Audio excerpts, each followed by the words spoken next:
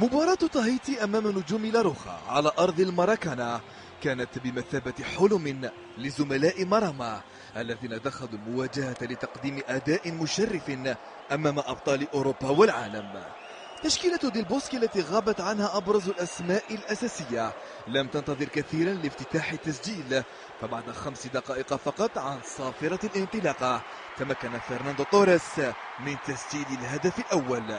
ورغم صمود لاعبي تاهيتي ل20 دقيقة إلا أن المنتخب الإسباني بدأ يقدم عروضه القوية أمام نظرات تشافي وإنيستا من بنك الاحتياط، حيث تمكن دافيد سيلفا من إضافة الهدف الثاني ليعود بعدها بدقيقتين فقط نينو الذي انطلق من وسط الميدان موقعا على 3 أهداف المباراة، لينهي بعدها دافيد فيا المرحلة الأولى بهدف رابع جعل المنتخب التاهيتي يفشل تماما في الوقوف أمام أبطال العالم.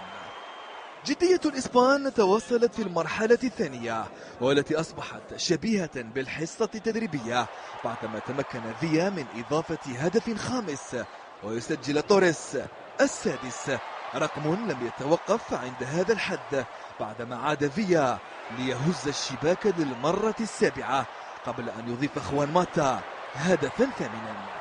وبما أن المباراة سارت في اتجاه واحد تمكن هداف ونجم المباراة فرناندو توريس الذي ضيع ركلة جزاء من إضافة الهدف التاسع والسوبر هاتريك. وقبل صافرة الحكم الجزائري جمال حيمودي اختتم سيلفا مهرجان الأهداف بتوقيعه على 10 الذي أكد البون الشاسع بين المنتخبين.